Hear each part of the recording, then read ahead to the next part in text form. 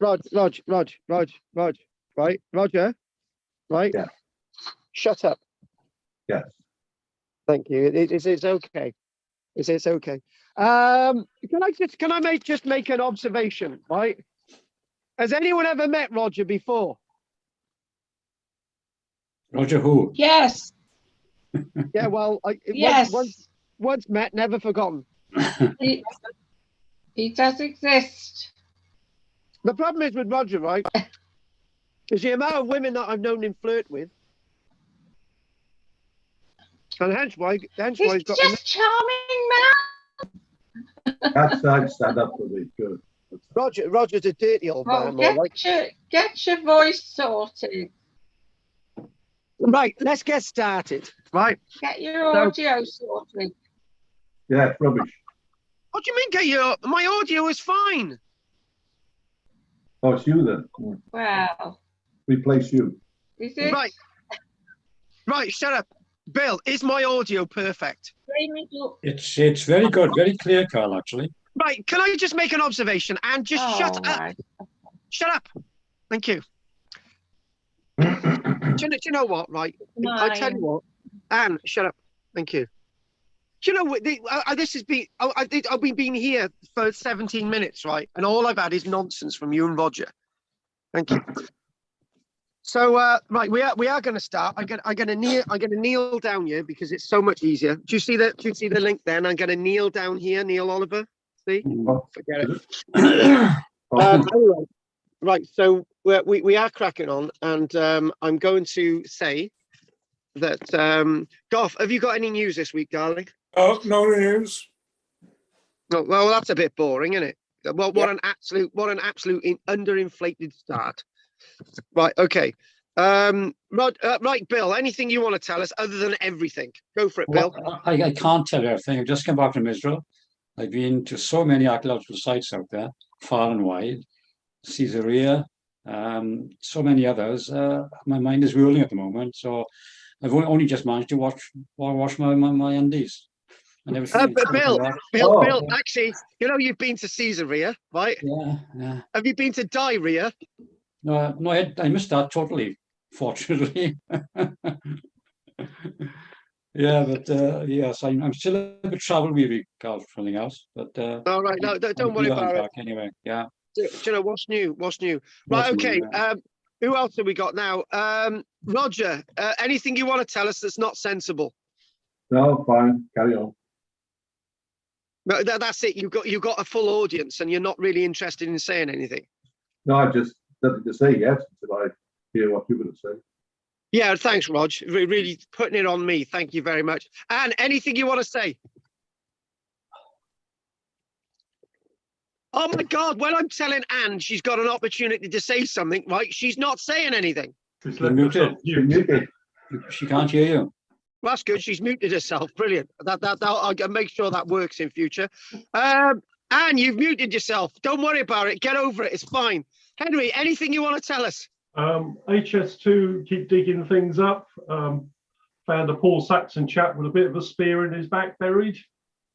Yeah, well, that was unfortunate, wasn't it? But you know, when he hit the ground, he thought, "Wicked, right? I'm going to be immortalized forever with a spear in my back." Maybe that's what he thought. You know? I don't think so. You got the point, though. Well. Shut up. That's a sharp comment. Yeah. I tell you what, that's definitely on the edge, isn't it? Do you know what I mean? Throw that one away. Hey, I tell you what. Oh, shut up, Rog. Hey, that was pretty good. There was a point to that one. Oh. Anne, go on, Anne. Anne wants to say something. Go on, Anne. I just wanted to apologise for being so late because I couldn't get on. I didn't get up, and you're not also late, I got to leave early.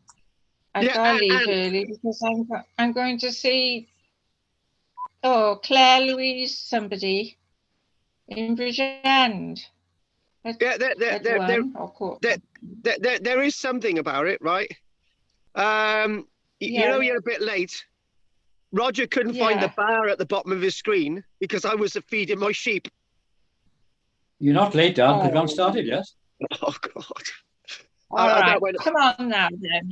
Let's all. You're looking very much like Jamie Dornan today, Carl. Well, I got to not give away what film I'm working on, P6. But anyway, don't worry about it. Right, James, whoever, Arnside. Anyone got anything that they want to say in Landswick Major? Right. Anything? Anyone got to say anything in Landswick Major? 5, 4, 3, 2. Well, they can unmute themselves. Oh God, this is right. Henry, anything you want to say?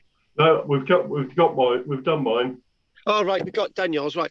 Okay, so I'm gonna crack on. It's all over to me. Don't I look good? And look at that there.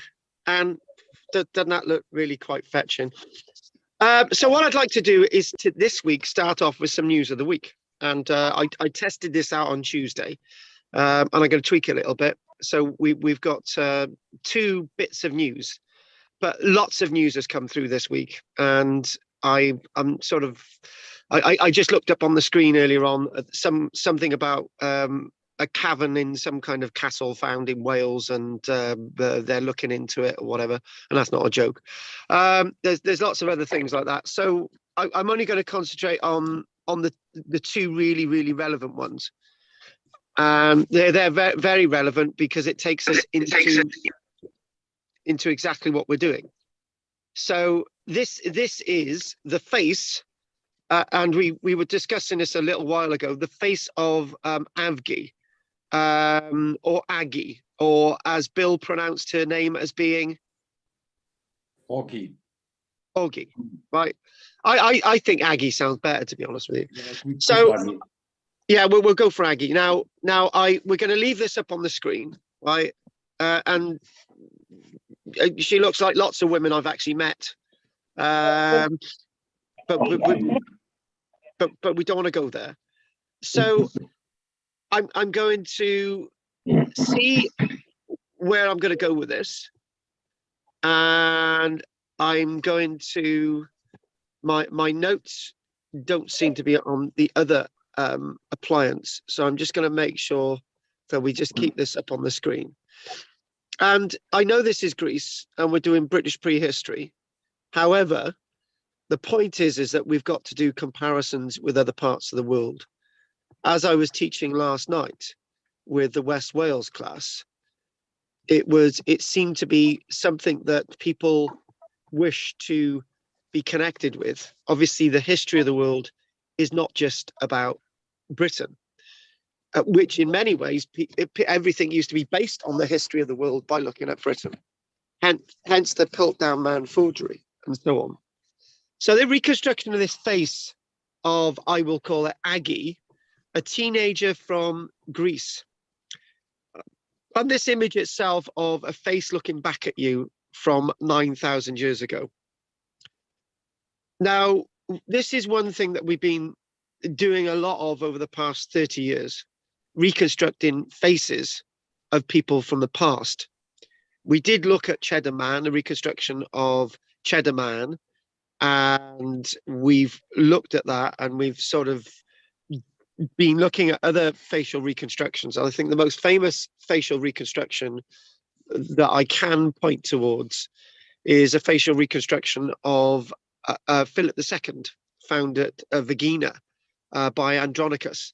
And that wonderful facial reconstruction where Philip II's seen as having one orbit missing and looking a very deformed character indeed. And we've since then been doing facial reconstructions of even the likes of Richard III.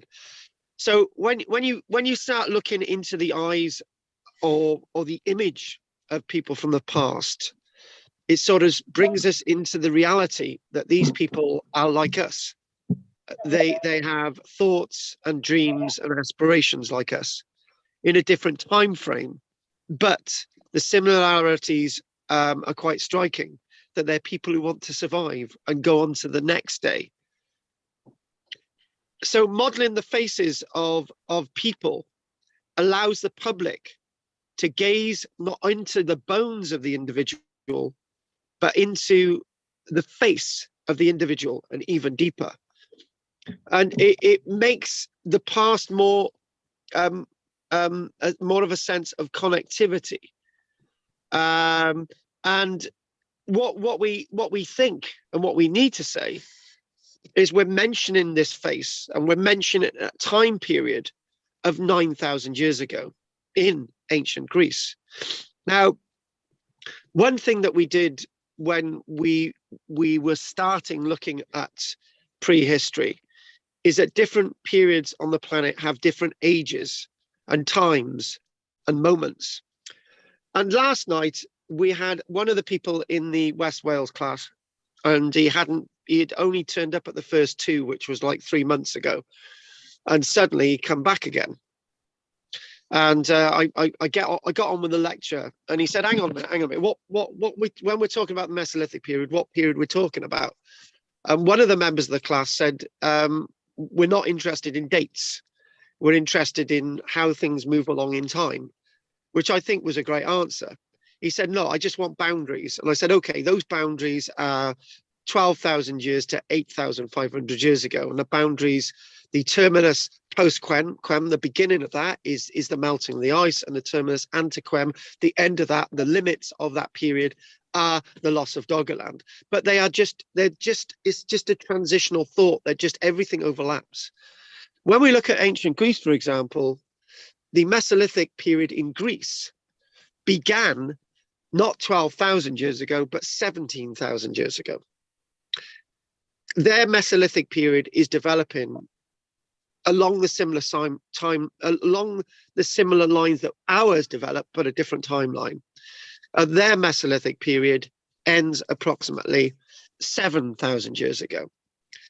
Within their Mesolithic, they've got all the changes. They've got agriculture, they've got different uses of flint, they've got movements of people, they've got changes of temperature, they've got population increases, they've got fishing, they've got hunting, they've got hunter-gatherer, they've got settlements. All these things are happening in their Mesolithic, exactly in the same way that our Mesolithic is developing.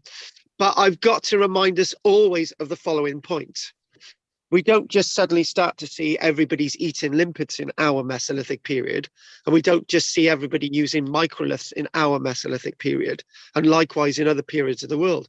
It's just that we eat more limpets in the Mesolithic period than any other period. But then again, that could be argued that you've got massive limpet mounds in the medieval period, and you've got massive limpet mounds in the Iron Age. Were limpets actually eaten, or were they used for other purposes? All these questions keep coming at us all the time. We've got to keep our minds open. There's no real answer to the way we look at the past. And it also comes in with this. Some people in the Mesolithic period lived one or two of them may have lived in a cave. One or two of them may have lived wandering around the woodland. Others may have lived on ridges. Others may have lived on permanent settlements like Hawick in Great Britain. Some other may have just had lived at Hawick, and then they went down the road and went back to Hawick. Others lived permanently at Starcart. So the past itself has got no real model anymore. What we can say about the past, it's a sense of evolution and devolution, devolving the sense of perspectives of all that technology and all those ideas that move around. So not what we can clearly say about the Mesolithic, it's a truly fascinating, amazing period. And all I wanted to do today was just to try not to blow our minds with looking at limpet shells and microliths and hazelnut shells and Hawick as we did last week. I just wanted to do a little bit more content which drags us a little bit further into this period. And another thing, peat bogs and marshes and that type of thing that we haven't really looked at yet. I've been obsessed with trees. And there's one thing that we're going to do about trees that takes us in another tangent. The big question: if Britain's completely colonized by trees, how is it our ancestors managed to fell large tracts of it? Or did they fell large tracts of it? Were there wildfires? Was it an ingress of salt water in the ground? Right? Were there truly as many trees as we thought? Right? What is exactly going on? Or were there loads of trees at one point and there was some kind of disease that wiped out millions of them, meaning that the land was available to be used for all the purposes that we've discussed? And we can't even argue anymore that there was no pottery in the Mesolithic period, because Kathy and I have held hand in hand with Bill. We've gone into the Department of Archaeology, haven't we, Bill, in our first trip to Orkney, and we saw a load of clay in a tray. And they said, that's your early pottery. But it doesn't look like pottery. It's just clay. They don't usually find it. You add water to it, it just falls to earth. That's your very early form of ceramics. So what we do see is there's lots of things happening. There's a lot of movement. Nothing in history is boring. Nothing is left in a time machine. Because if we went back in a time machine, we'd be quite surprised with what's going on within these periods. Likewise, we might look at the Roman period. And Bill and I fascinated with the Roman period. I don't like giving lectures about the Roman period because it's a passion. Never lecture about your passion. But one thing that we can say about the Roman period, as I've done with Roger and Kathy, but that we've been to sites that remain in the Iron Age in the Roman era. There ain't linear lines. There ain't walls of buildings where there's mosaics on the floor. People have opted to remain within the culture, the Iron Age culture, within the Roman world. So nothing is ever as clear. And, you know, we just need to connect with this very complex world, but not have it as complicated as you might feel that I'm putting it across. I'm making it very easy. I'm saying that we can embrace so many things in the past and make it real to us. Make the past speak with the rhythms that we see in our own modern world. But don't use the analogy of the modern world in the past, because people were very different. At the same time, they were very similar. The Mesolithic period that's different in Greece is that they're within the cradle of the civilized world, as it would have eventually become. Greece seems to be exposed to things before us, not just in a movement of human technology, but in the way climate's changing. Greece itself sees the ice disappear a long time before us. They see climate change a long time before us. And they might see movements, but people might be a culture. They might sort of go towards determining their future before us because of temperature changes. Not necessarily accessible to outside influences, but all of these come into play. It's very hard to think of this lady having similarities with us. The remains of this lady could be said to be just a moment in time, as everything is a moment in time. The remains of this individual found in something known as a Theopetra cave in Greece, a cave that is in Thessaly, central Greece, a cave that was formed was formed around 140 million years ago, and eventually our human ancestors have used it for various different things. Interestingly enough, if we did comparisons with other parts of the world in the Paleolithic, which we did not do very much of, the Paleolithic period visited this cave, and the cave that these remains were found associated with this individual 9,000 years ago, the remains take us back. And the evidence of an early settlement, an early shelter associated with this cave in Greece going back 130,000 years ago.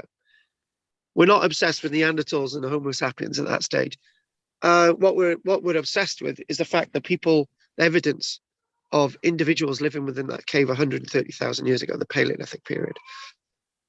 So the excavations finding this individual, we could say that this cave itself was occupied for over 130,000 years, bringing us into this individual. And I do believe we've got another reconstructed image of her, right?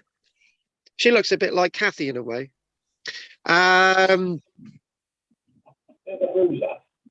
Would you agree, Bill? She's certainly got a very determined face, and she's a woman who knows what she wants. No doubt about that. Yeah, she does look a bit like Kathy. Thanks for agreeing. Right, Theopatra Cave.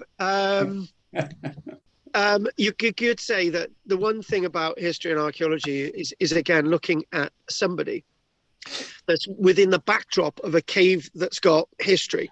Now, this is another point that I made last night, and it's so good to be doing other lectures and to sort of bring other things in. And one thing I mentioned about the Mesolithic period, and I mentioned this on Wednesday morning as well to my Barry gang. I mentioned when you've got a continuous sequence of archaeology, in this case, Theopatra Cave in Greece, going back over 130,000 years. This evolves into the other periods naturally. And the point I made last night was, even though we can't find much in the way of Mesolithic settlements in Britain, doesn't say that where there are later sites in the Neolithic, it doesn't mean to say that people didn't live there. Because always, when we move into another period, not always, but usually, people had lived there before. So when you see a Neolithic site, if you dug a little bit further, you might actually see that people have lived there in the Mesolithic period, and maybe at the end of the Paleolithic period. Usually there's a continuous occupation within localities. And this is a very important point. An issue with this is that many years ago, I have mentioned this actually. I never mentioned this, but I should do. Many years ago, I was involved in the archaeological excavations in Mono Street in Monmouth, and with a beautiful figure in archaeology called Stephen Clark. He's not too well at this minute, but love him to bits. He's got an MBE in archaeology, so he's a lovely guy. And I was when I say I was involved in his excavations, it would always be the conversation with Stephen. It would be that we've got a medieval site. Well, what happened before? There's Roman remains here as well, right?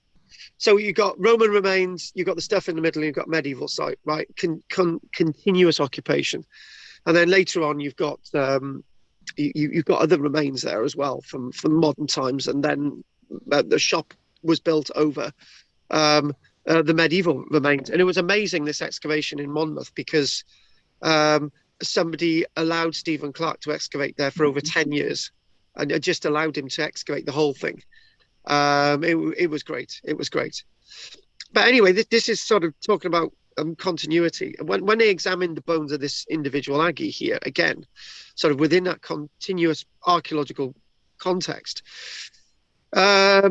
examining the bones and all the rest of it, turns out that the individual was actually 18 years old. And by looking at the bones as well, maybe if this is dedicated in the reconstruction, we knew that she was anemic.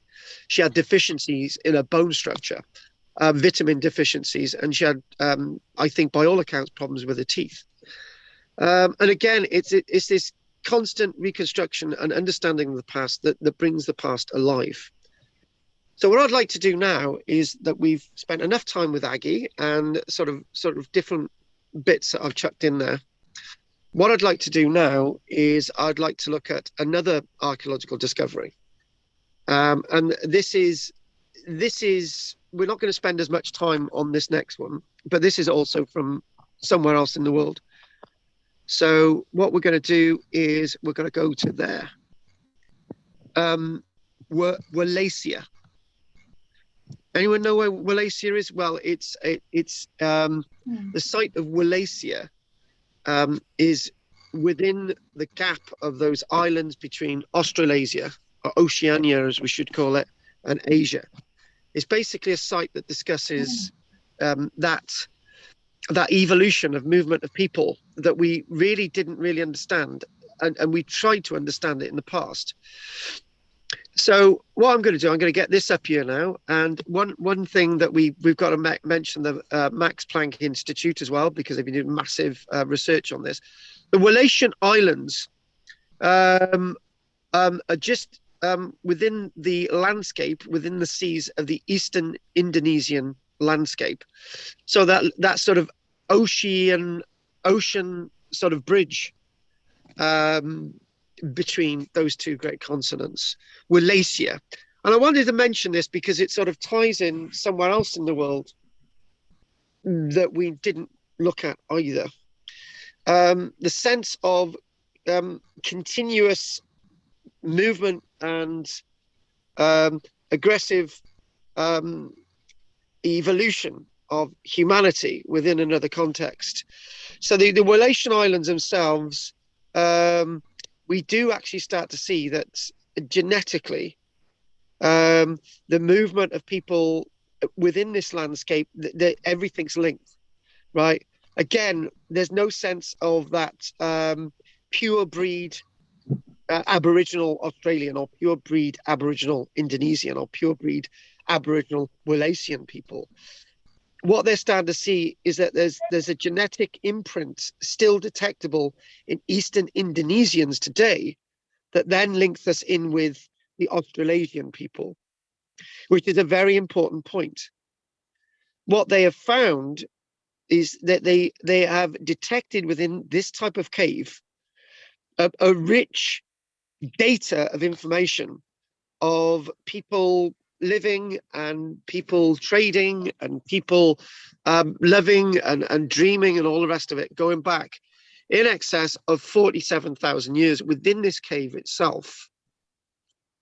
This sense of intermixing, which is something that we have been discussing greatly in the Paleolithic period with the human family. Much of what I will say is the idea that humans never ever mixed, the human Neanderthals never ever mixed with Homo sapiens, and the idea that the African people never mixed with people in Europe and Europeans never mixed with people in China and all the rest of it, has come from a male thinking mindset. Men have this phallus envy. They always think about war. They always think about killing. They always think that the answer to understanding the past is death. But if that's the answer to the past, then we wouldn't be here today, right? This penis envy cult is now over. What we are now starting to see is that from a more cultured way, human interactions have been going on for hundreds of thousands of years, if not millions of years. And within this Walasian landscape, we are starting to see that the ancestry and the movement of people is massively diverse. People are mixing. There's everything in the modern DNA. This is what we've struggled with in our own DNA. You know, you go in for a DNA test and it turns out that Bill's got African origins. He's got origins from Scandinavia. He's got origins from Spain and all the rest of it. I'm making this up, Bill, by the way. It probably is true. And the one thing is, it's not just us. It's this mainland mindset has gone. And again, I'm going to read this out in full. What they're identifying at this locality is that the team identified additional ancestry contribution from mainland Southeast Asia, closest to present day Austroasiatic speakers, Australian.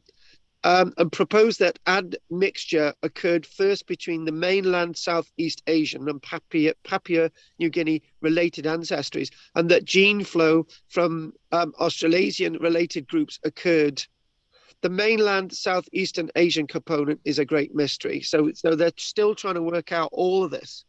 I suspect that we might be looking at small groups, perhaps early farmers who traveled a long way, left no archaeological or linguistic traces along the way. But when you think about it, all of that is within the modern DNA. And examining locations like this helps us to disperse the reality of humanity and understand that Do you know what? I'm far from being woke. I'm far from being mainstream. But one thing that I will say is that the old ways of looking at history and archaeology are over. You know, a few years ago, I was actually called a racist. I've been called a racist a number of times. When I published a book with an African Roman soldier on the front of my book, somebody said they're refusing to buy the book because I've signed up to the woke movement, and that it's absolute nonsense that there were black-skinned Africans in Britain in the Roman period. I was called a racist. I was called an Afro-Caribbean lover. All that racist stuff was thrown at me, right?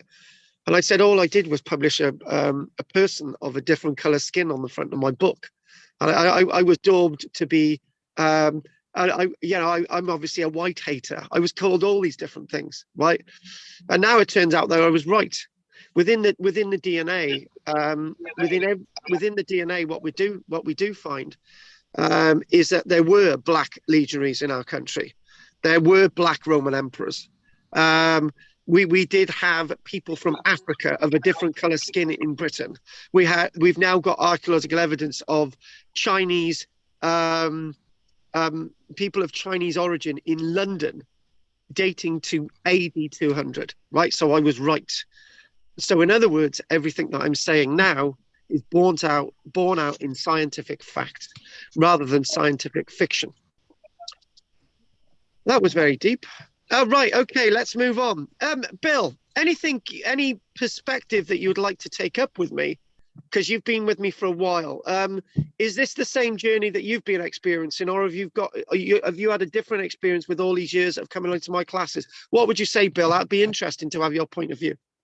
Oh, well, we've touched on this sort of subject for many years, Carl. You said, the different trends, and as more information develops, obviously our understanding of what went on there, But I still think we're a long, long way from understanding exactly what went on there.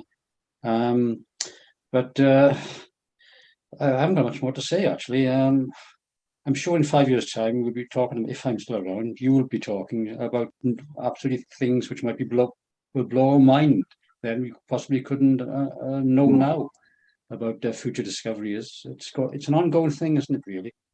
And do you know what, Bill? With archaeology,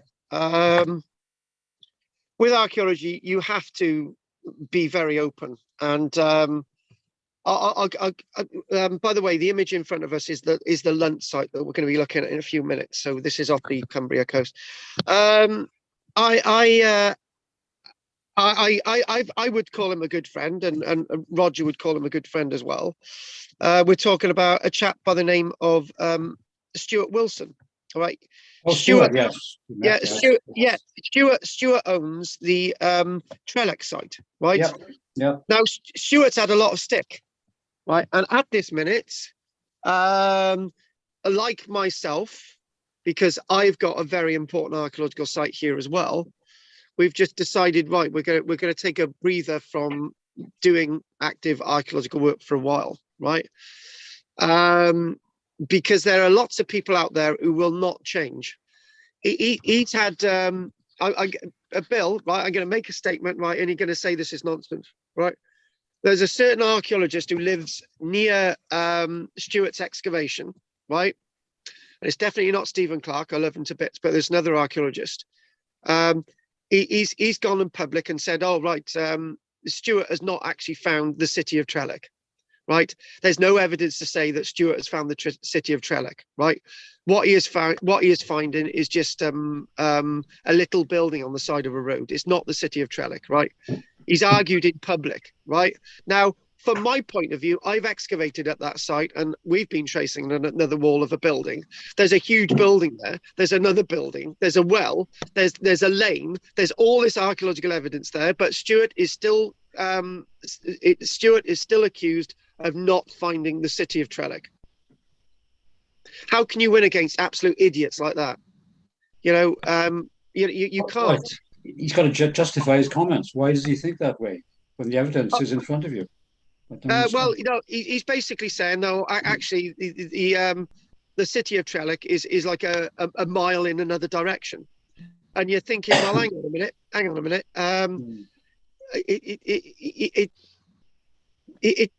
With my understanding of a town or a city, right? That's there, right? The church isn't far away. The mound isn't far away. You've got a well there. You've got geophysics. You've got all this other evidence of buildings. And this other archaeologist is still saying that Stuart has not found the city. That the one who went into the centre that time. Say that, Rog? But Steve had a tangle with the one who gone to the centre of the present hamlet of the track. Yes. Saying because they found a few buildings there, it was all there. But the thing is, where Stuart's been is at a grand house there, which you wouldn't usually find on its own, nothing to do with anything. And also, there's an awful lot of buildings, and the LiDAR studies have shown up a lot of stuff that's not obvious. Yeah, this other fella, can't remember his name on that. Okay, then. I've got no love for him. It's Raymond Howells that we're talking about, Dr. Raymond Howells. That's right, Ray Howells was the Newport uni.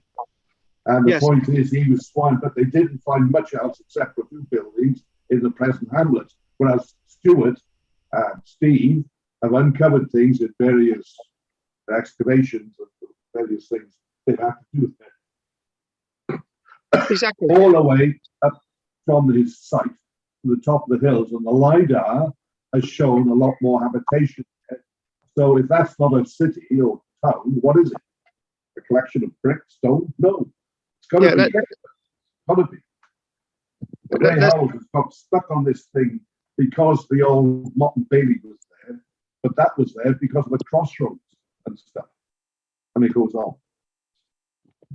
So of what we're going to do, we're just going to show this year. So and we're going to see to get some images, the lost city, and this is what we're talking about. Yeah. So how can you say that that's not actually part of this city? You just can't. It is part of it. And that up the road as well. Yeah, exactly. A lot there that Steve has found. Never mind, Stuart. Steve has found stuff that is watching briefs and stuff. Exactly. Exactly. Right. Anyway, we've digressed, but the point is what Bill said. Right. What we've got to do, we've got to think of the fact that within our history and archaeology, there are still people out there that will not change their ideas and views. No. I am prepared. I do say from time to time I got that wrong. I used to think this and that, and I will admit I'm wrong. You all know that, right? And sometimes I might think, well, where are we going with this? So how can we understand that? But anyway, what we're going to do now is going back to the Mesolithic period. I want us to now look at an important site called Lunt Meadows. It's a Mesolithic settlement which is off. Well, when we describe the Lunt Meadows site, the landscape stretches all the way from here, the dot there, all the way to the coast, right? And it's known as the Lunt Meadows site, right? And it's very near Liverpool, and it's a fascinating read, and it's a fascinating set of data, right? So, strangely enough, for this one. Because something happened with my work on what was it, Tuesday, I didn't really get any images. So I'm just going to see if I can get something up here.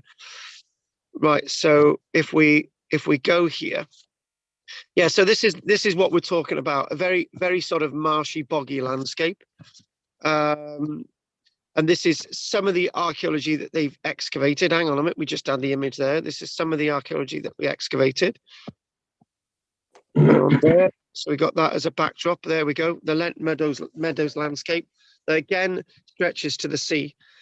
Again, taking us into the Mesolithic period, a site that was originally discovered in 2012, associated with Liverpool Museum of Liverpool, and I do believe the archaeology.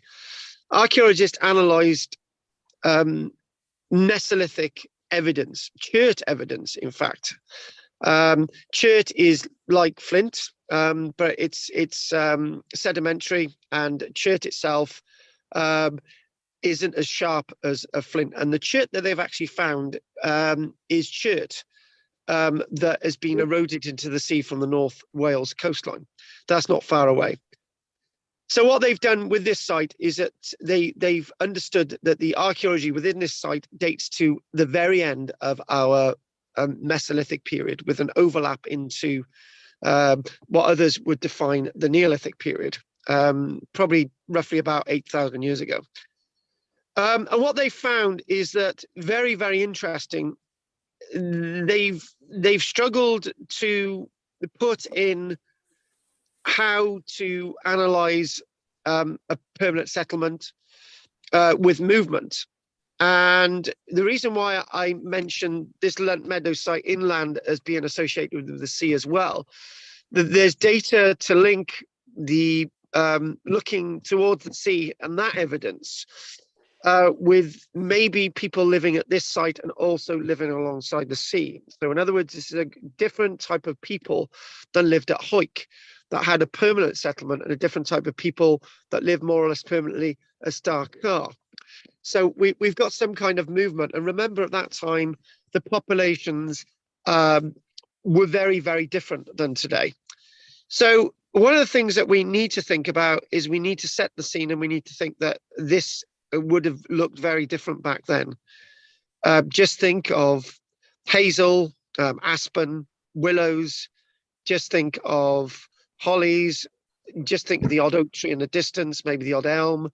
You know, all that type of stuff going on. And this at that time, the water level itself hadn't as risen as much as it had today.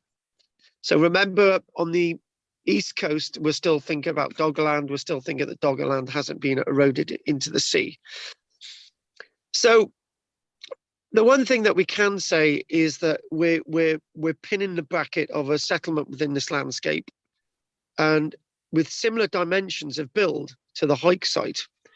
Is it semi-permanent or is it permanent? This is the great debate. Can you have settlement and a hunter-gatherer? You can. Because when we look at Japanese sites, what we do see is that they're permanently living, but still going out hunter-gathering. Now, I'll give you an example of this. From the land that we've got here, we're able to sell our resources. We sell gorse flowers for a pint for about 10 quid a time, right? So we can sell gorse flowers. We've got lots of wood.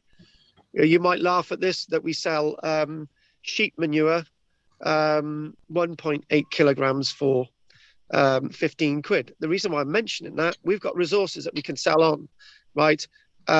We've got water, we've got all these things, right? And I'm living here. That makes me a hunter-gatherer, except I'm living in the modern age.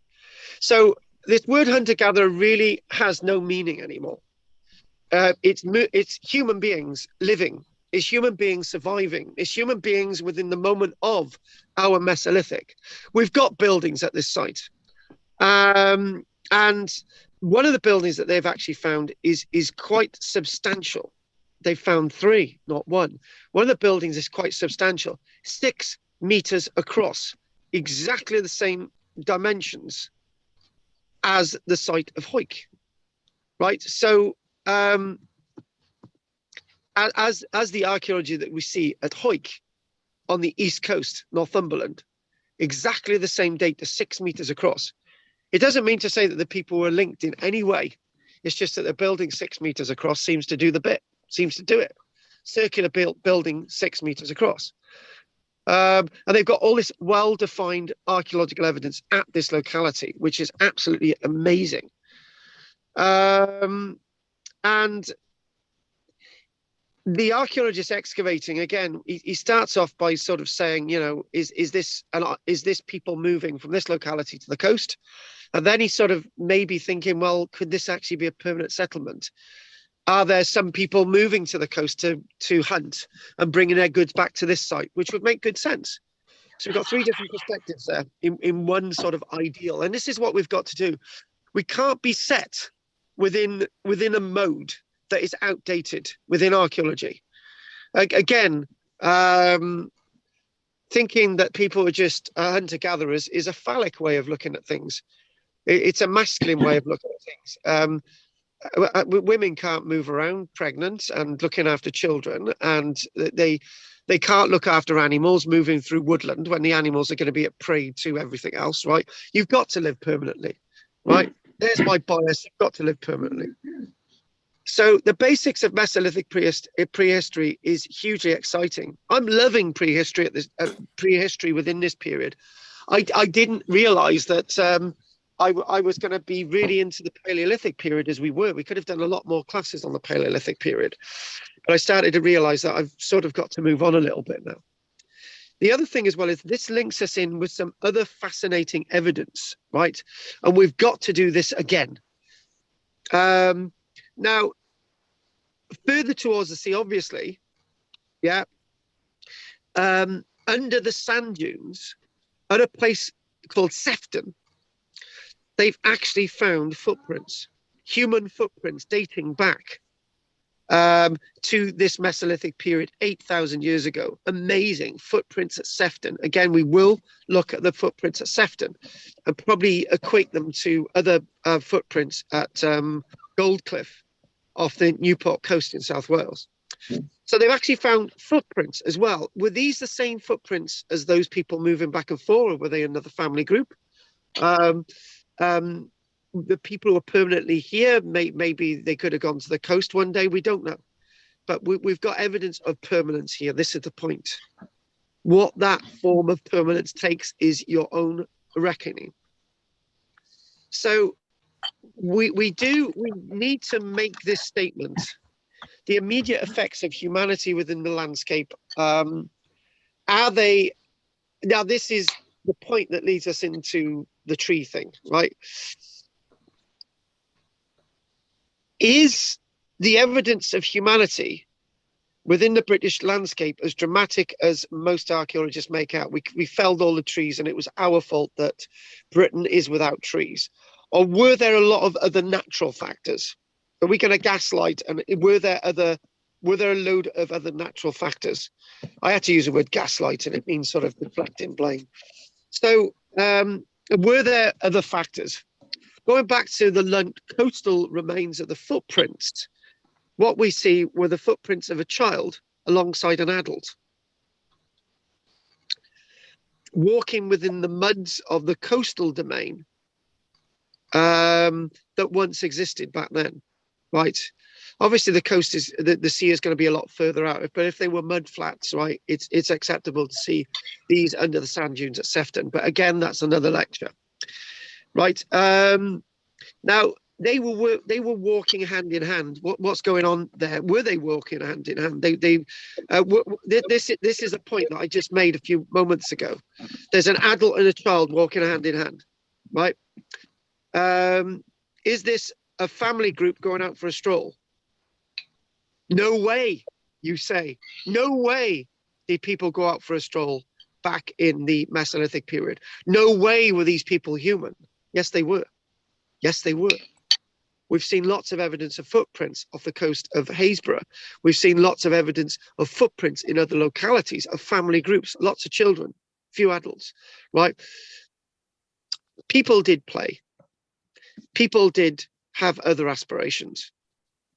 What's saying that these people didn't go out on day trips? It may sound nuts. It may sound huge. It may sound abhorrent. But we do know the food was plentiful.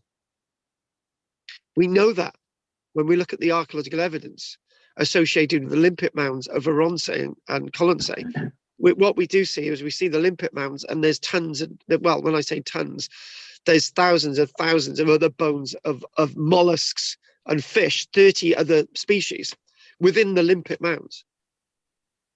Everything's plentiful. So why couldn't these people have gone for a day trip? Why couldn't they have gone off rock pooling and actually gather limpets?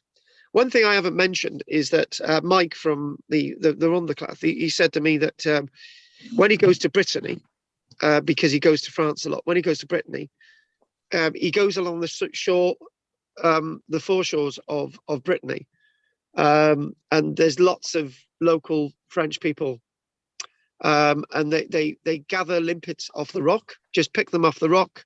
They put their little finger in there and they eat the limpets raw. And eating limpet flesh raw is the best way to eat limpets, not boil them. And they do that today. So why is it abhorrent with people doing similar things in the past? They could have quite easily. They could have gone for a stroll on a sunny day. They were human like us.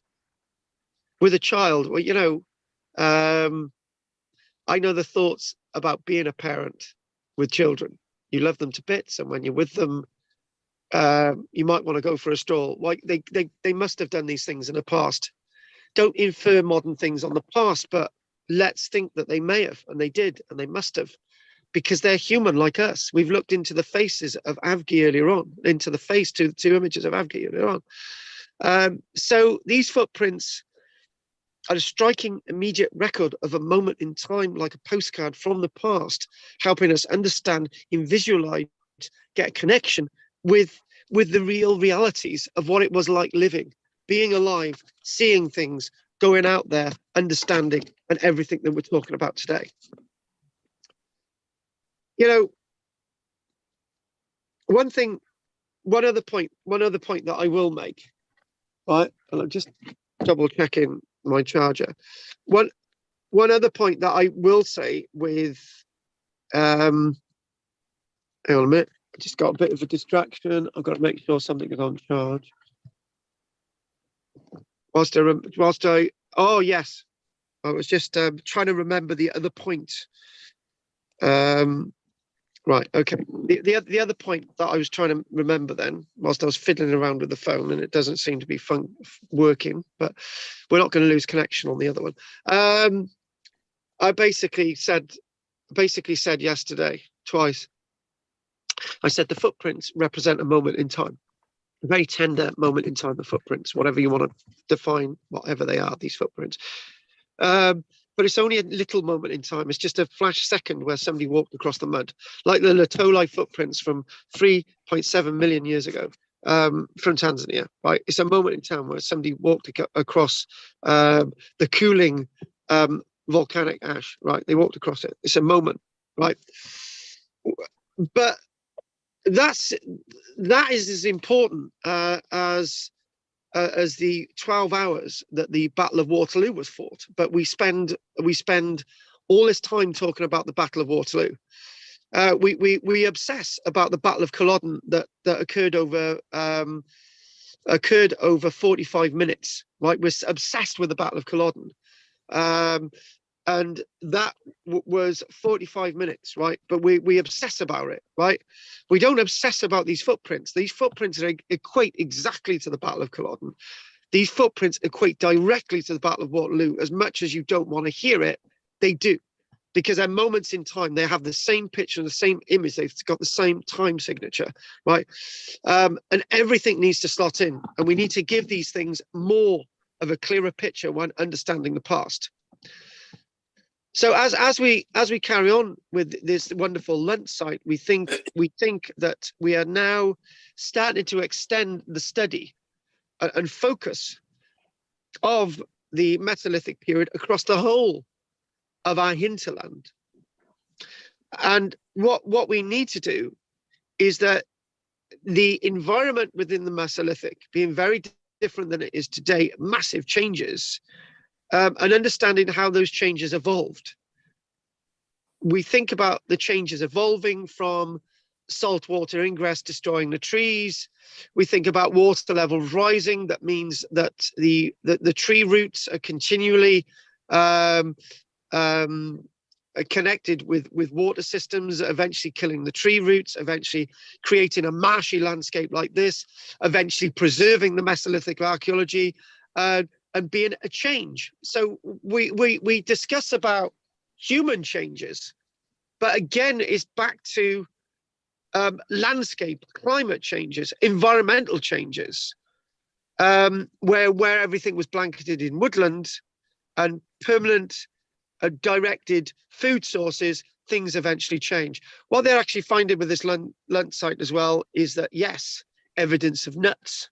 Yes, people in the Mesolithic period love nuts, but then again, what do we like at Christmas? Nuts. What's different about them than we are today? Lots of evidence of different animals roaming the landscape. For example, we've got evidence of auroch, we've got evidence of boar, wild boar, deer. It's all for the taking with their sophisticated tools hewn from Welsh chert and some other local stone and flint, which is washed up on the shoreline as well. So we think about ancient Star-Car, we think about ancient Northumberland, we think about ancient anywhere, right? Ancient Merseyside. Think about it. We don't look at these other landscapes at all. They just disappear. This is why at the end. This is why after the break we look at another area of Britain. We look at another resource of Britain that was been missing within the lectures up until now. But we'll do that then. So this ancient Merseyside is a headline. Is a new headline to go out there and look for other time signs, for looking at the old wild trends of the landscape. Interestingly enough,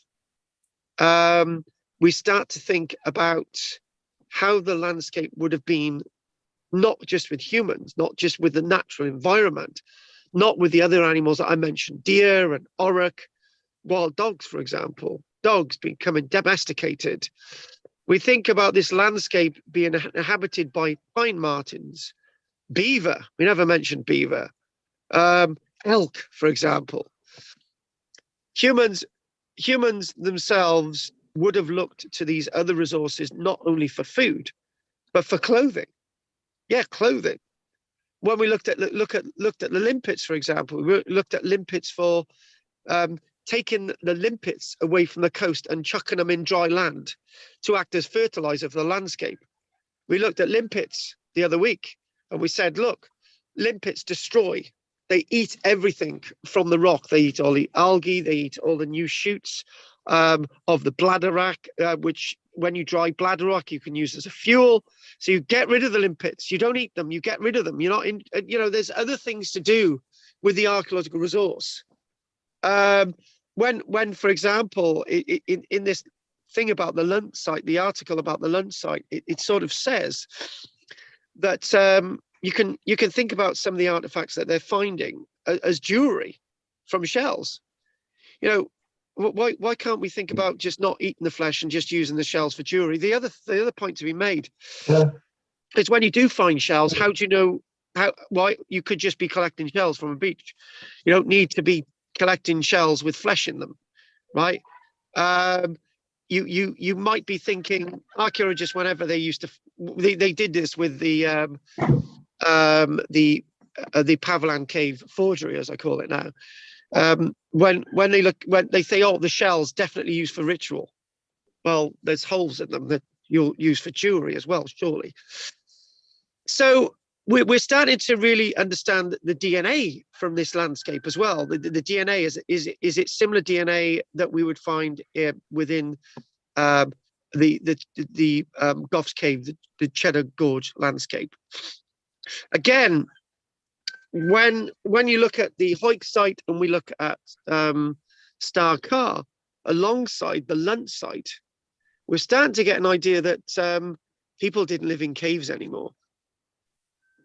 People may not have just lived in caves in the Paleolithic period, but that's the only place that we get the evidence. We specified that people did live out in the open in the Paleolithic period, but the evidence has all been destroyed by glaciation. So the 3 houses that they've excavated here, all built, they had wooden frames, they had reed floors, and the roofs were made of grass and turf. And they may have, the one thing that I said yesterday, and I said on Tuesday as well, we think of these as simple, crude dwellings, right? Why would you live in simple, crude dwellings? Just because we don't find the evidence. They may have had proper wooden beds. They may have had storage shelves. Actually, strangely enough, that may sound nuts, right? But if you look at Skara Brae, we look at Welsh dressers made of stone. I know that's 6,000 years ago and not 8,000 years ago, but it's not far off. Where did they get the inspiration for making furniture out of stone? Wood. Where did they get the inspiration about making Stonehenge? Wood. Stonehenge is constructed by people who are used to working in wood. Tongue and groove arrangements at Stonehenge. Mortise tenon joints at Stonehenge. People working in wood. So there's no reason why their homes weren't sophisticated. Just because we don't find the evidence doesn't mean to say that they weren't sophisticated. They needed to store things. They needed to keep things. They needed to keep things safe. Why not? So what they're saying, and it's a shame we haven't got any plans of this, which I've been struggling to try and get hold of, or not so. So the houses, the three houses, one of them being measured as 8 meters in diameter, they believe that the houses were arranged in a certain way. Now, that's revolutionary. They had rows of houses and villages in the Mesolithic period. Nonsense. Okay, then, Çatalhöyük in Turkey.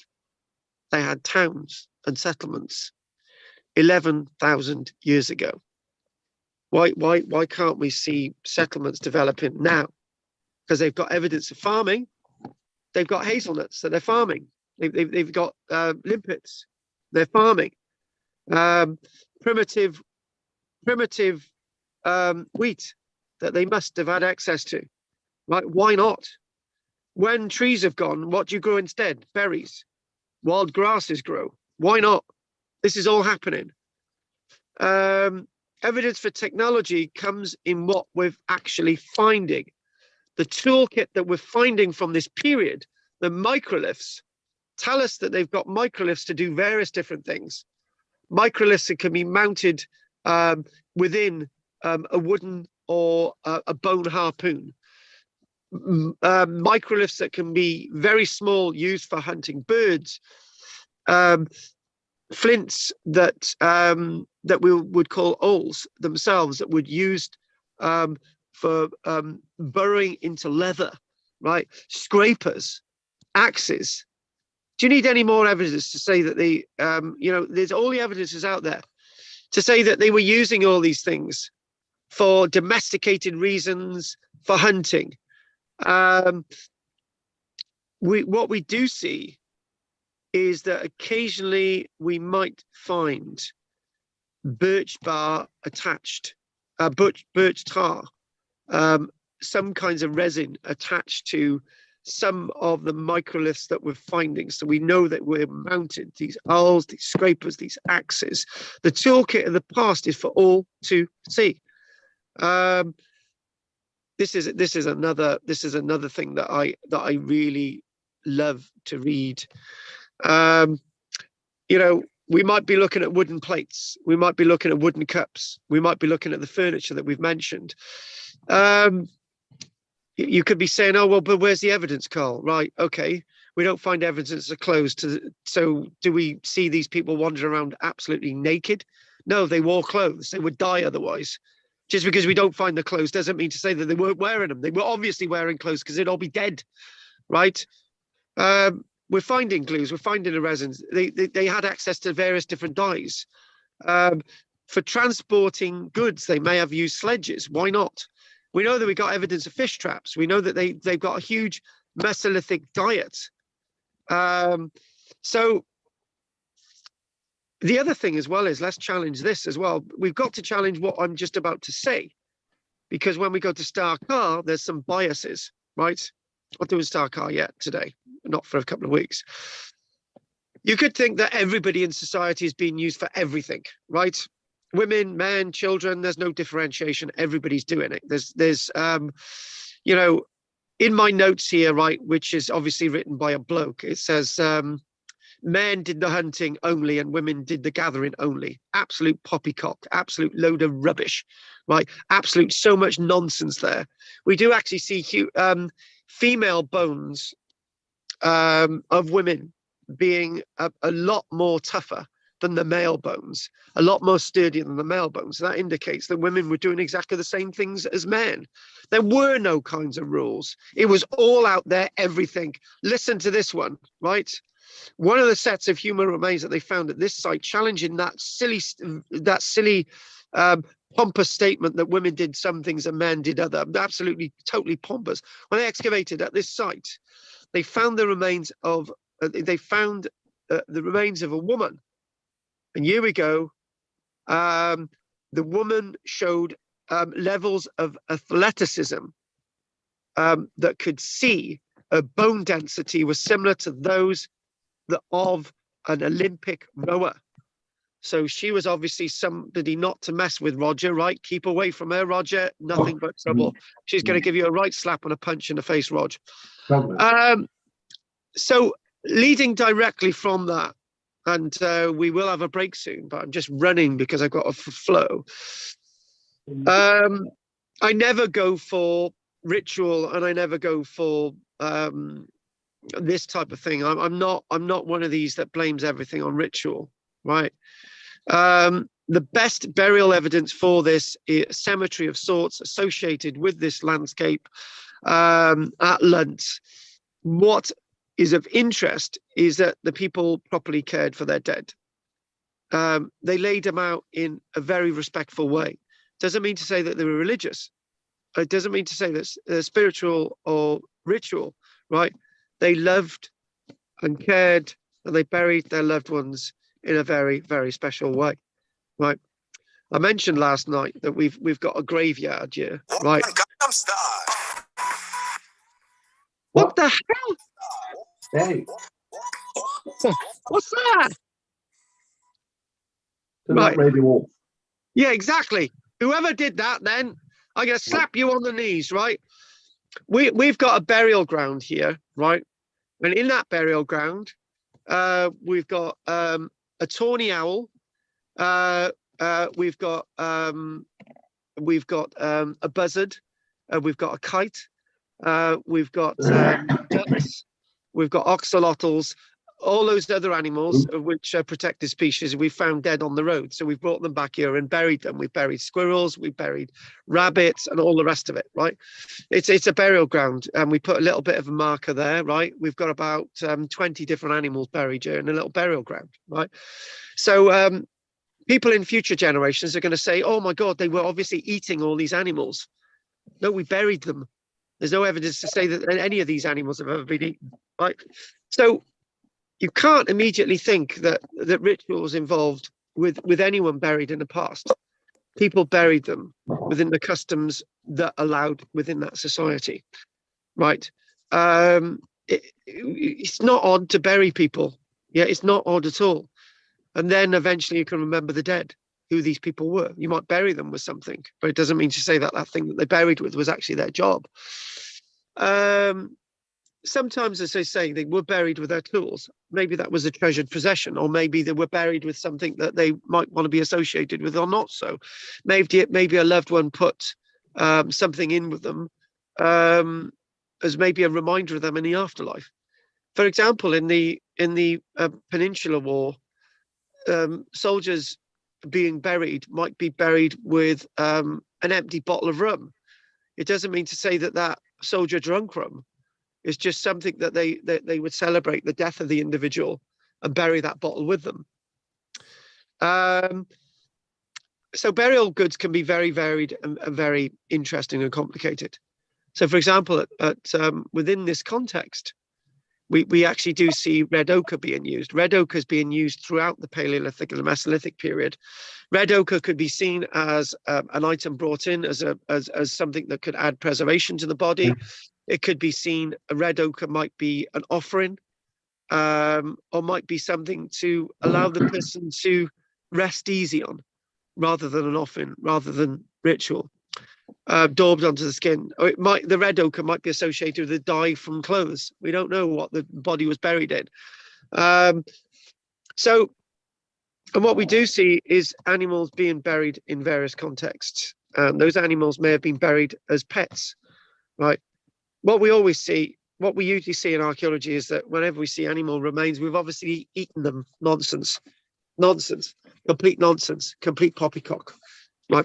And it might be for lots of other reasons. I mentioned last night as well. I mentioned that analogy that we made with the bones found at Goff's Cave, the ones from 14,700 years ago. Quickly, we got one set of remains, human remains that have been worked. The bones themselves have been treated. Human remains, and we see the same with animal remains, right? Immediately we say, oh, that's signs of cannibalism. So why are the animal remains treated the same? And why are they being buried in a cave together, right? Obviously, they had respect for these animals that they're being buried. They didn't eat the flesh of the animals. They didn't eat the flesh of the human beings, right? And they're just treating the bones in a very respectful way, as you do. Lots of tribal people in the world take human remains and they shape them as time capsules of people from the past. So where they obviously had a level of respect within the landscape. We're getting so much from the Lunt site, and obviously rules within their lives and consequences. And again, the Lunt site is a fascinating site. So after the break, we are going to be looking at quickly something to do with forest fires, and then we're going to be looking at just that general issue about peat bogs and the preservation of archaeology in the Mesolithic period, which will lead us on to lots of other things over the next few weeks. So what I need to do now, I need to stop that, and I need to obviously say that we've been really going on for about more or less an hour and a half now. So the next session's probably going to be about 30 minutes or so. Okay. So okay. I'm just going to look at the chat box here, and I've got to try and get my other phone working. Look at a historic Liverpool. You have a plan of excavations. Thank you for that. There is a map with over 50 sites related to early prehistoric period for this area. So what I might do is I might come back to the Lunt site again with a little bit more detail. I might chuck that in next week. Thanks for providing that for us, Henry. We'll see if we can provide that for next week. Couldn't get that in my research. So, okay. Anyone want to say anything? Henry? No, really interesting. As I say, I've only just discovered this map, and I think the correlation between last week, on one side of the coast, you got the East Coast side, and you got the West Coast side, and there's clearly an awful lot of activity. Yes. Yeah, there definitely is a lot of activity. So it's trying to link that into really understanding what's happening in the past. You know, everything's coming together. Exactly. Anyway, thanks for that, Henry. Bill, and anything, Henry, what else would you like to say? No, that's it. Thank you. Right, good. Right, Bill, anything you'd like to say? No, I'm falling asleep, Carl. Not because of you, but because of a jet lag and things. I'm gonna have a cup of coffee now and revive myself. Thank you, Carl. Okay, well done. Okay, what else have we got? Thanks for that, Bill. Goff, anything you'd like to say? No, nothing. And whoever's phone went off then, the gang style thing, right, is an absolute numpty. Right, Anne, anything you'd like to say?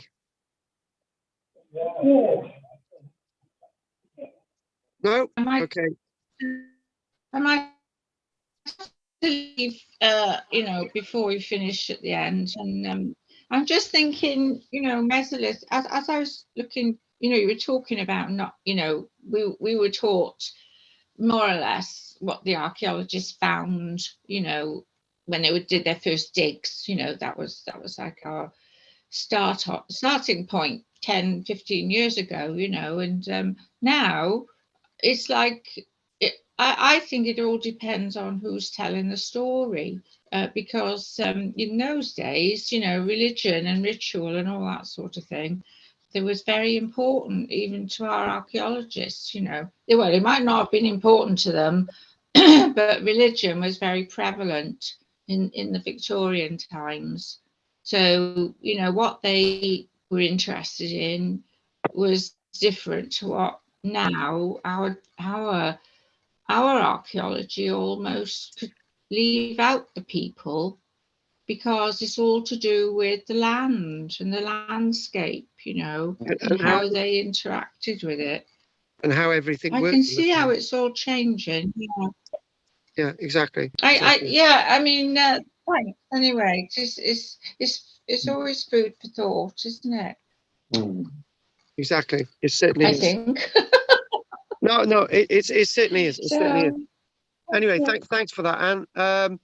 Right, anyone want to say anything? Anyone want to say anything in No.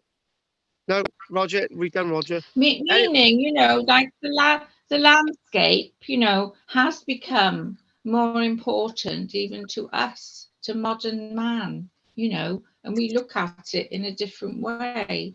So it's more valuable what our earth is and how it's changed. And you know, I think our ancestors, you know, they just had they didn't have any facilities, you know. I mean, they had to create it all.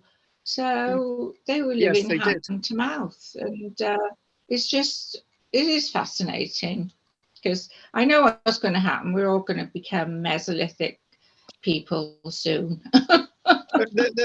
Only post-Mesolithic. It's the way we look at things. For example, the answer to everything that's going on this minute, it would be a massive drop in human population, and nobody ever talks about it. So if we had 2 billion people less on this planet, we wouldn't have any problems with migration. We wouldn't have any problems with the environment, but nobody ever talks about it, right? It's taboo. But so everybody's looking at it in different ways. So in about 10, 20 years time, people will start to realize that it's the humans, that if we got less humans, then something good will happen, right? So again, by looking at it that way, there's different ways of looking at everything.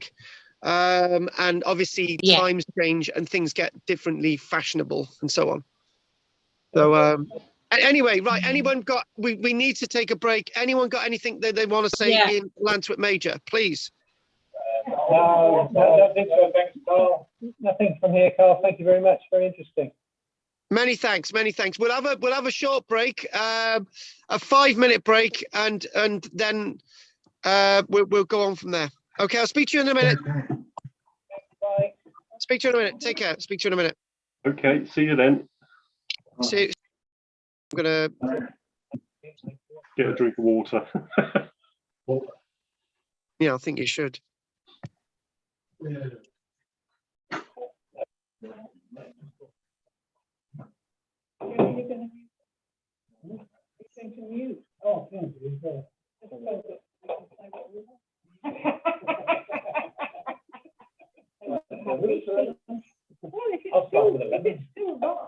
No, no.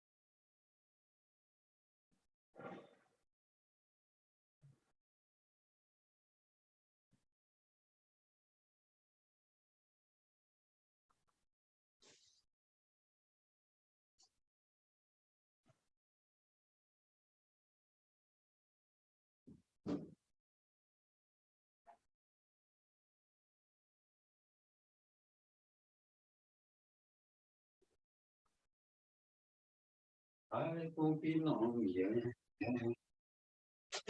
It won't be long.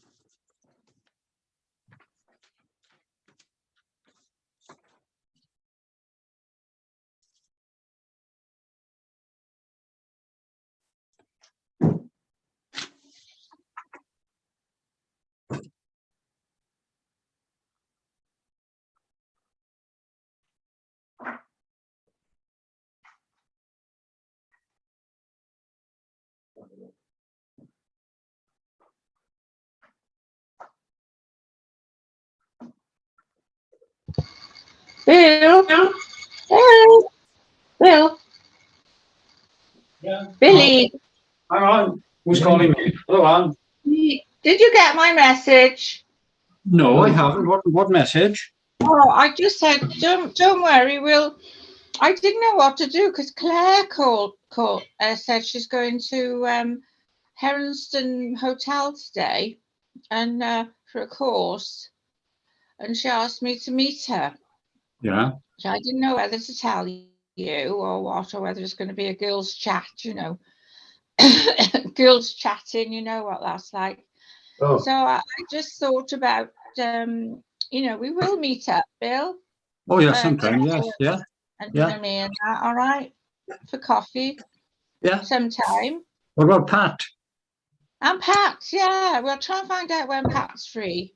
Yeah, okay, do that then, yeah. Right. I don't know when now. It'll be after next week probably now, but Yeah, okay. I don't know what day she can have off. So we'll have to try though. Oh yes, yes. We'll have to have a social get together, keep in touch. And of course, anyone else who wants to come back. Yeah. But it's our archaeology club. Maybe make it a Friday if you can. A Friday, okay. What's best for me, yeah. We'll see if we can get back on Friday. Yeah, best for me. What will be. Yeah. Okay. You had a great holiday then. Oh, it didn't stop me. Now, to give you some idea, we were leaving the hotel at 7:30 in the morning, not getting back till 10:45. Oh, There's gosh, so many of course, sites. they're all quite lively at night in Oh, Jerusalem. Yeah. Fortunately, there's an amazing road network out in Israel. They really are spent billions on the roads there. And there's a lot of skyrise going up, a lot of building going up, because a lot of people are coming back from different countries, because I think anti-Semitism is on the rise. That's what I've been told up there. People are coming back all the time. Having said that, 40% of the population are on the breadline, poverty there. So things are not totally right there. But from archaeology point of view, and the history of the country and the religion, of course, it's an amazing place to visit. It really is. There's so much to see out there. So much to see. Yeah. Yeah. Yeah. Recommend it. The Old Testament and all that. Well, yeah, anti-Semitism is on the rise because Apparently, it's been told. The Americans, lots of Americans are coming back to live in Israel. I think. Yeah, that's right. And there's a lot going on there. Yeah. So I suppose all the infrastructure's been and the money is used for them. There's a lot of donations, big donations coming from all over the world, for people living in America, in particular, very rich American Jews. They give lots of donations for this, that, everything else, So yeah. And of course, the Palestinians, they haven't got anyone really. Yeah. No. We passed Masada on the way back from the Dead Sea as well, but it was closed. Couldn't get to Masada. But I tried swimming in the Dead Sea and couldn't. Oh. Did you float? Yeah, yes, you float all right. But if you try to do breaststroke, okay, and only if you do breaststroke, your shoulders are below the water level. But you were sort of laying on top of the water trying to do breaststroke, your arms are above the water. Yeah. It's quite strange, really. Yeah. Quite strange, But you wouldn't want to spend too much time in there because when I came up, my hands were stinging because I had small cuts I didn't know of. With the salt, there's so much salt, different salts, Oh.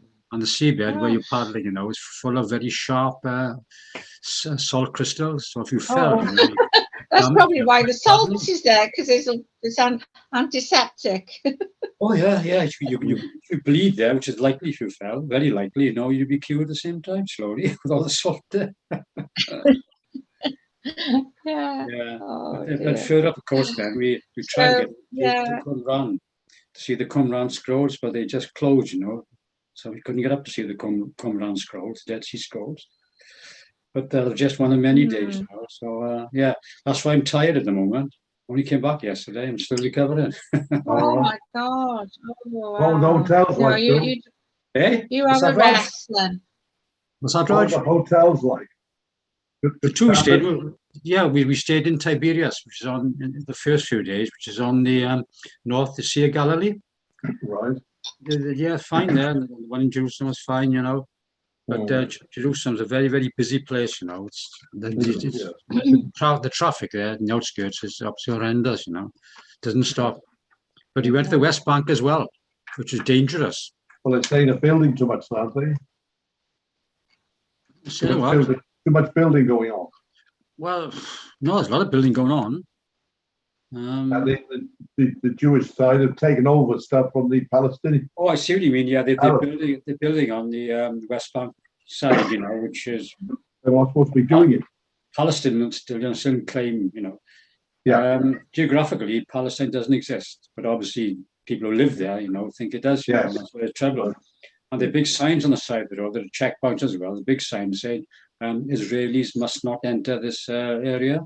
You know? All right. We did. Because we're Welsh. What about the Gaza Strip? No, I didn't go down there. It's too dangerous, you know, because they still occasionally throwing rockets into areas such as Ashkelon and Ashdod, the dangerous areas there, receiving rockets, you know. Yeah. But everywhere you go, you know, you see youngsters in particular, you know, with guns, you know, the army, etc. You know. So I didn't see any trouble at all. But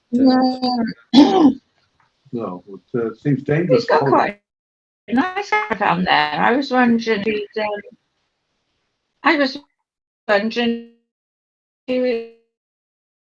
like to put another caravan down there.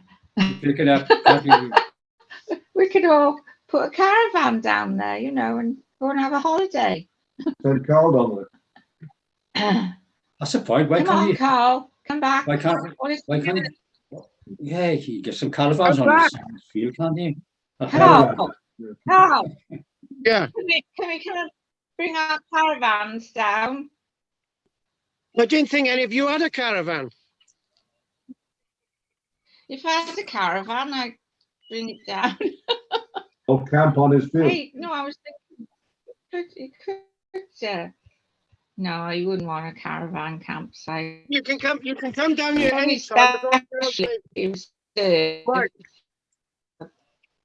Okay, let's crack on. So you can come down here anytime as long as you can put up with sheep wandering into your caravan.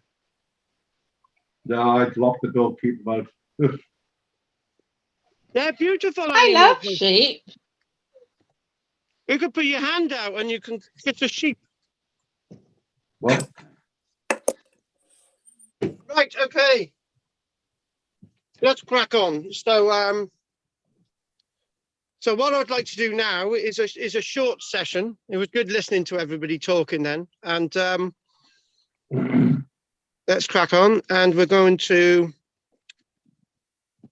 start off with an odd image. We're going to do that. We're going to go here. And we've got this. So an image of a wildfire. Now, I just wanted to, one of the things that's been troubling me, and I keep mentioning it every week now, is that we've gone from some people maybe living in trees. We've gone to the issue that trees were very difficult to cut down. We've gone from trees being blown over in strong winds, knocking loads of other trees down. We've been talking about the landscape 10,500 years ago in Britain being completely covered by trees. How were all the trees removed? And there must have been occasional wildfires, fires that remove lots of trees. But the biggest problem is I think archaeologists always, not always, sometimes in the main say, oh, we must have at one point cut all the trees down, right? And I don't think that's possible, because you've got small groups of people. For example, by about 9,000 years ago, you've got in the under 10,000 human beings in Britain, right? And none of them are competing for resources, but the landscape is all full of trees. And you're thinking, well, if everybody went out cutting down trees, there would be nothing else for them to do, right? Hang on a minute, folks. Hang on. Well, I got something coming through. Hang on, I got something coming through. Hang on, from one of my children. Hang on, stop there. Hello.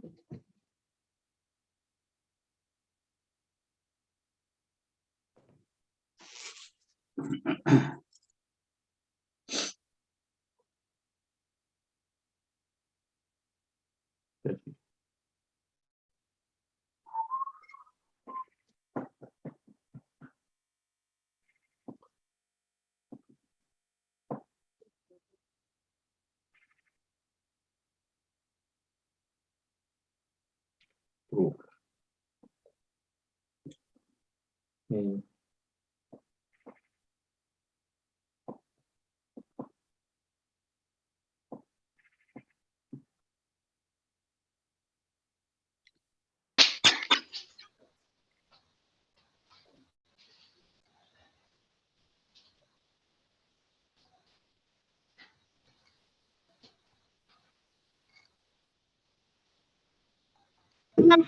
Sorry about that. So the point I was making is quite simple. That we can't blame humanity for cutting down all the trees, and I've mentioned that point twice now today. So I just wanted to keep on this sort of idea of in the Mesolithic period, it's full of trees, and then the next minute all the trees are gone. So I just wanted us to sort of keep evolving our ideas. So what I would like to do now is for the next quarter of an hour is just to focus on the other issue I'd like to make today, which is here. And I just wanted us to sort of do an overview of this landscape, which somebody else has got something going on in the background, so if you can be a bit quiet there. So let's just this is the next thing I wanted to do. And this is from English Heritage. And what English Heritage is doing, they're undertaking a lot of research. Historic England, as it's called now, they're doing a lot of research trying to see Mesolithic sites from those areas that we've got fairly good preservation. Those areas that we've got fairly good preservation are at Starcar, but we've got also very good preservation of Mesolithic sites, organic preservation of Mesolithic sites from, for example, Berkshire in the Kennet Valley. So, and we've got Somerset as well. We've looked at, I know, other sites that we have mentioned. We're not getting the organic evidence, but within some of these landscapes, we are getting extremely good preservation. So this is one thing that Heritage Historic England is looking at. So, and we understand the environment by the organic residue left behind. We can understand what pollen is left behind from various trees and other flora. We can understand all the animals by looking at the organic evidence. Really good preservation. So probably the best known of these environmental sites is this site here, which is in fact Starcar, which I keep mentioning week after week, and we will be doing a whole session on Starcar. So the excavation itself, what they're constantly doing at Starcar is, one, they're gaining more data. Starcar's was excavated by Gordon Child in the 1930s to believe 1940s, and Gordon Child had a different interpretation of the archaeology at Starcar. Again, that's for the future. And Starcar itself tells us of whenever they've excavated at Starcar, they've excavated, left most of the big timbers there, photographed them, recorded them, taken samples, and then they've gone back on another occasion. Some of the organic, some of the environmental evidence, organic evidence has decayed and been drying out the Starcar. In other localities, they're finding out management strategies so that we can possibly preserve the archaeology for future generations. Now, this image here is actually from the Kennet Valley, which is in Berkshire, in the south. And one thing that we say about the Kennet Valley in Berkshire, Berkshire as we call it, Berks, contains a very important sequence of archaeology from the Mesolithic period and from the late Paleolithic period as well.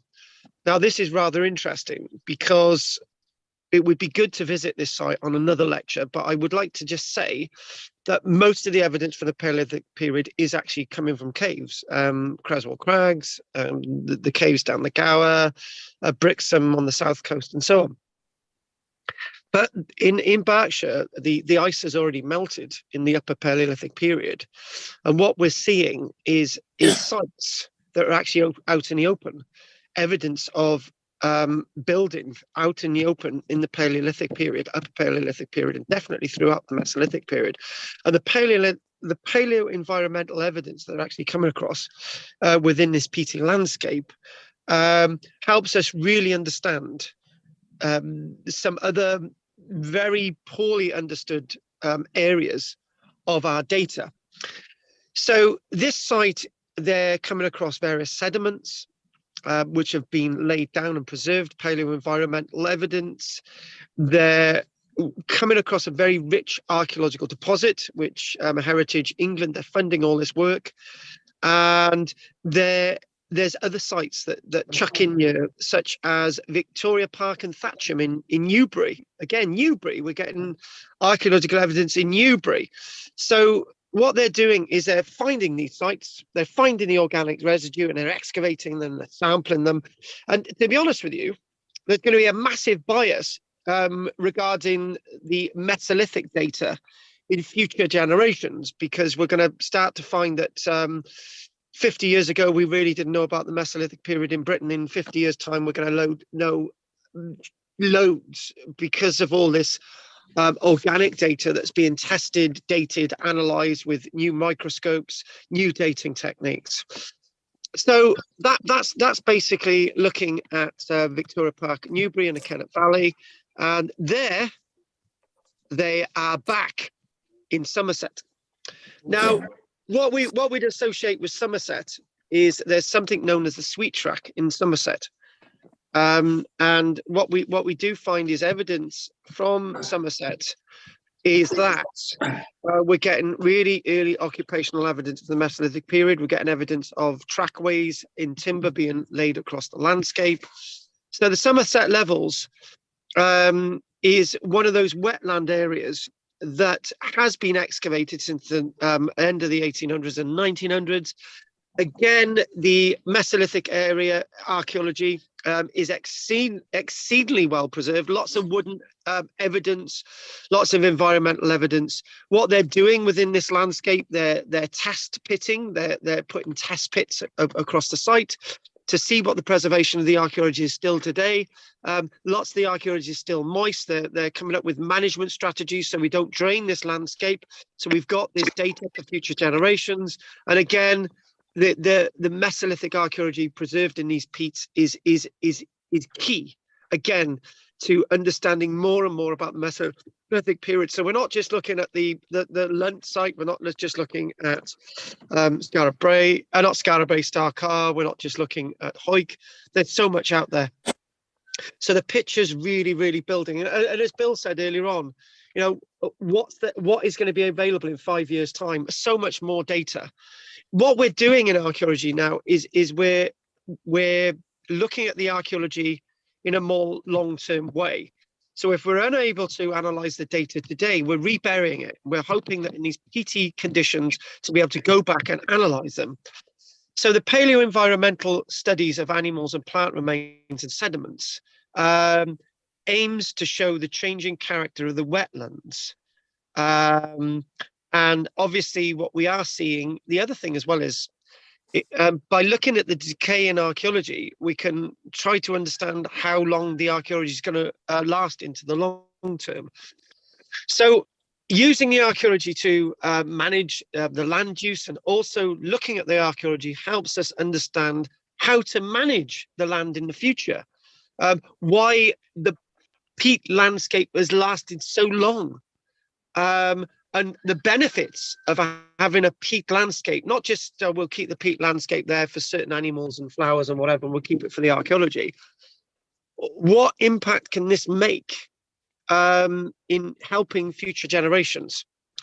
So, you know, we're seeing environmental change and human activities in dryland, wetland. It's the dryland wetland interface that Historic England is studying, and they then have started turning to the landscape of Surrey. Amazingly enough, in Surrey you've got what's known as Valley Myres, peaty landscapes, otherwise known as pingos as well, and they're taking geographical data information as well, which is known as GIS, making sort of computer data models.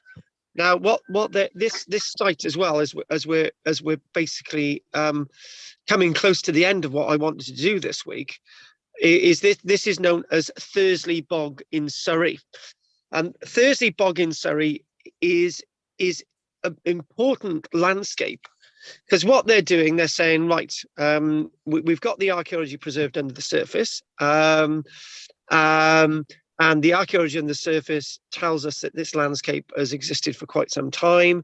And as it's existed for quite some time, what are the benefits that we see from the past that we can learn for the future in preserving this wonderful Thursley Bog in Surrey? You wouldn't think of bogs existing in Surrey. And what they are then doing, they are Historic England is then turning to the North York Moors. And I tell you what, the reason why I want to do this overview today was that there is so much to do with the Mesolithic period that's going to take us over the next few months. So this is a North York Moor Mesolithic project. What they're finding is that this landscape is really poorly understood. Is talking about the North York Moor in regards to the Tees Valley lowlands. What they're seeing is that they're sampling the landscape, they're digging trenches, they're taking dates, they're doing field work. The flints, which might have been associated with peaty landscapes in the past, it giving you an idea what the environment was like in the past, how things changed, how things evolved. Those big questions of the day: what happened to the trees? At which stage did people arrive on the landscape, hunting and living and breathing? So moving that on from the peaty landscapes into the more open moor landscapes to see how things evolve, and how things evolve into the Neolithic period, and how things evolve then into the Bronze Age. So what we're going to do now, we're going to call that a day, right? Because that's a good place to actually end. And what I am going to do then is go back to Zoom, and we're going to stop the screen sharing. And I'm going to ask: is Bill? Have you got any questions? No, my brain isn't functioning properly, Carl, today. So you probably know. Okay, don't worry about it, Bill. Okay, Bill, remember we got the class tonight at 6 o'clock. So 6, okay, all right then. 6 o'clock. Yeah. Okay, so Anne, anything you want to say quickly, unlike before that you went on for ages? Disappeared. She's disappeared. That's a good for the rest of us. Right, Roger, anything you'd like to say quickly? Oh, nothing wrong. Okay, Goff, anything you'd like to add today? No, it's very good, very interesting. Thank you. My pleasure. My pleasure. And more when I'll just give it. Henry, anything you'd like to say? Next week we're going to be looking at the Hoyk Toggle, Staffin Island, and Reddy Condeen in Yorkshire. Right, Henry, anything you'd like to add? No, nothing at all. Very good. Enjoyed it. Thank you. And anyone from Lantwick Major, anything you want to say?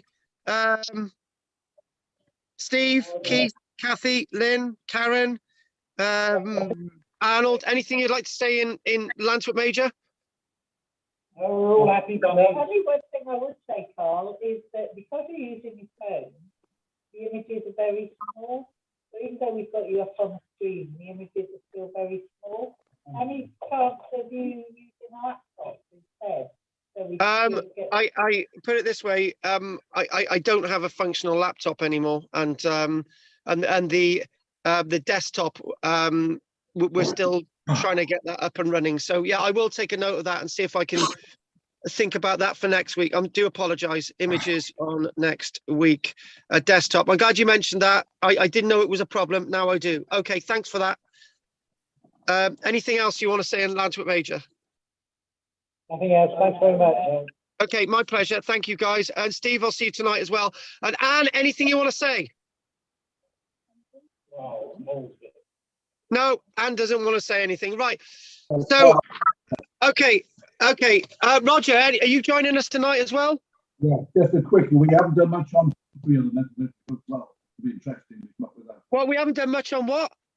Pottery. Oh, right. No, obviously that's going to come in the later, the Mesolithic, and maybe we will look at some of this clay stuff from Orkney. We'll give it a go. All right, good. Right. Okay. Right. Yep. So, unfortunately, Anne's not there. So so if nobody's got any questions, Roger, Anne, Bill, Goff, Henry, Steve, Keith, Tim, Kathy, Lynn, Karen, Arnold, whoever else in Landsworth Major. If nobody's got any more questions, I will see you all next week. Thanks, Carl. Thanks very much. Thank you, Carl. Take care, guys. Good to see All you good back, stuff. Bill. Cheers, then. Good to have a good Enjoy. gang today. Hello, then.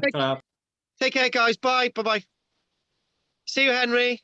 Take Bye care. for now. Oh, I was going to ask you a question.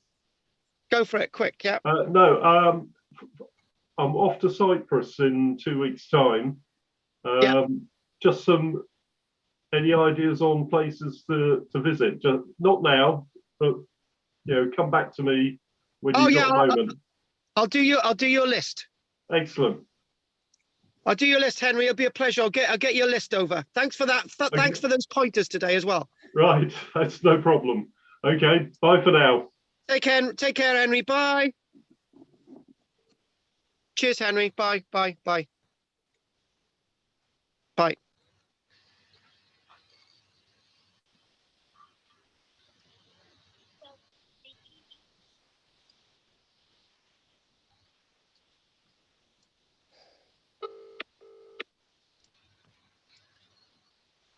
Hello. Don't forget to like and subscribe. And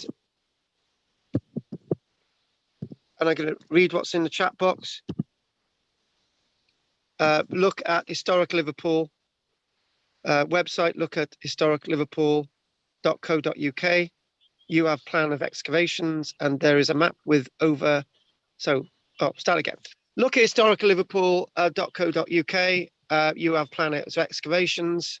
And then the next point, there is a map with over 50 sites related to early prehistoric site period for this area. Look at researchframework.org. So that's from Henry. Thank you very much for don't forget to like and subscribe today.